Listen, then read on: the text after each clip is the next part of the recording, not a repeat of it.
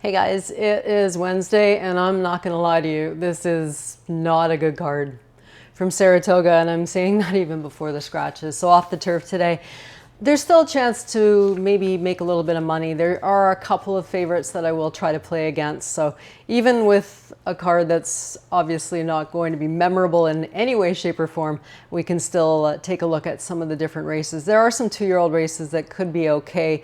We'll kick things off here with a look at race number 3, one of those 2-year-old races.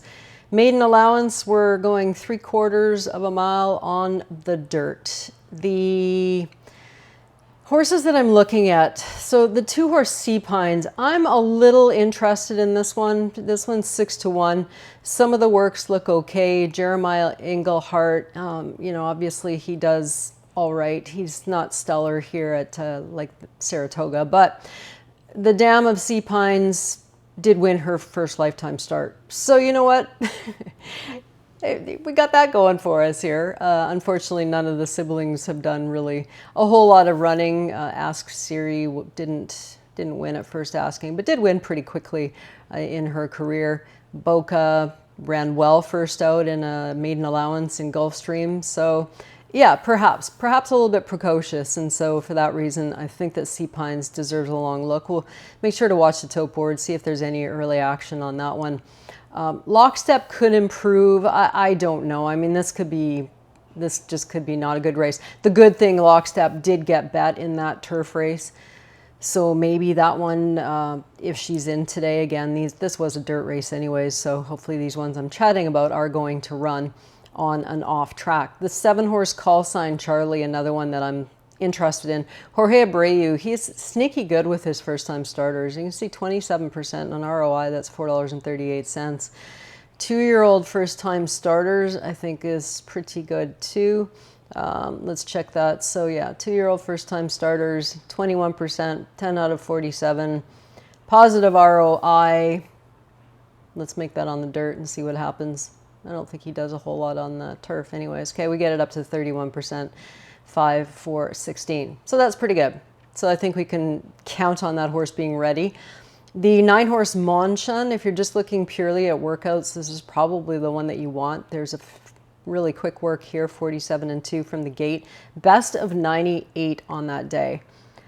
So that's okay. Ray Handel with his first time starters, he doesn't win a lot with 2-year-olds. But you get Rosario on the saddle. Outside post position can be tough for these debut horses. So that's a bit of a concern. There was something else I liked. Oh yeah, Call Sign Charlie I liked because they bought this thing as a weanling for $20,000. So I thought that was kind of cool. We'll jump over to race number 7. Again, these races are off the turf, 5 and 6. And I'm doing this before scratches because I have to. It's just the way it goes.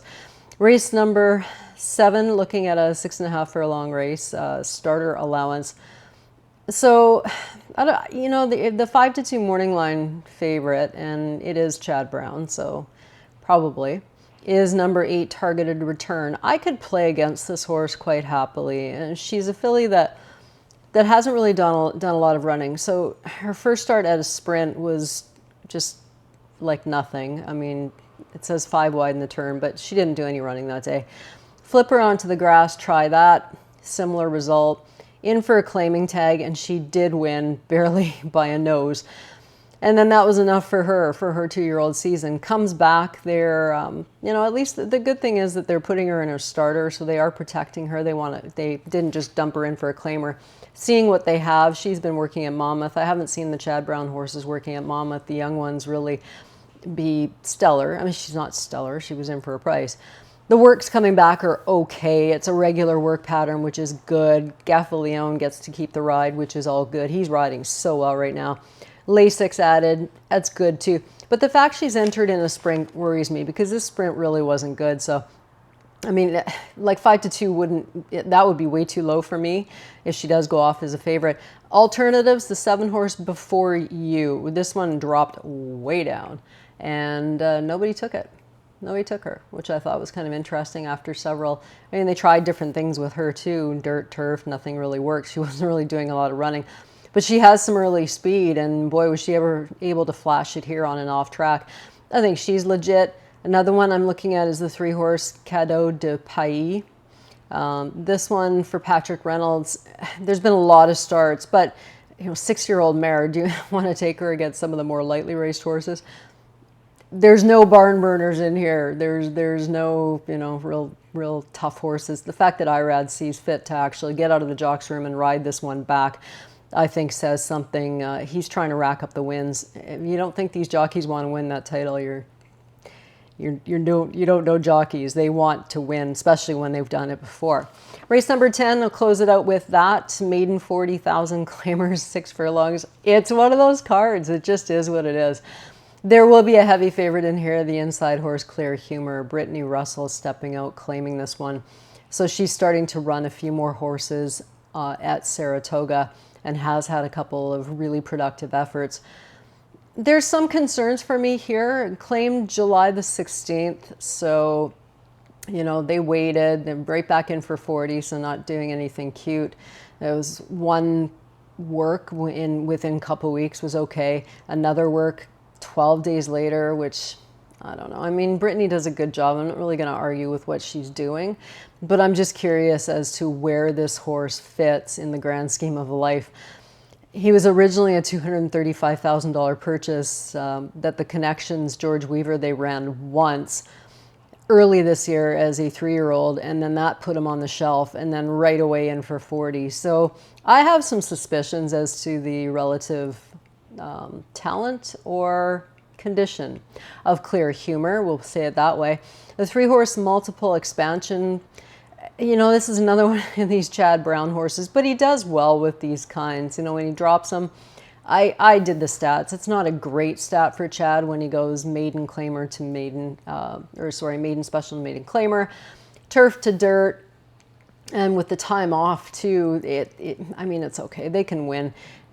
Irad not getting on this one. Irad's not coming out of the jockey's room for race number 10, which is kind of another tell too. But Manny Franco's been in a bit of a slump. His stats haven't been great lately. Should actually check that while we're here, while we have a moment. We'll go to the old jockey stats and see. So what I like to look at is the last 10 days. So Manny Franco here is 7.5% wins at Saratoga. That's not good. Last 10 days, he's had 2 wins out of 47 starts and 8 wins out of 125. Yeah, he's in a bit of a slump. So take that for what it's worth. You get on a Chad Brown horse and that can end your slump pretty quickly. So there was another really big price in here that I was kind of toying with liking, a colt named Susie. Jalen Samuel, I met him. He was up here at Woodbine for a bit. He's a good jockey. He just hasn't had any opportunities. He's starting to ride a little bit more at Finger Lakes, so that'll help him as well. Just kind of get in some other barns. But the Notice stable has been, kind of picking up a little bit, I guess. And this horse isn't worse than anybody else in this field, so expect to get a big price on that one as well.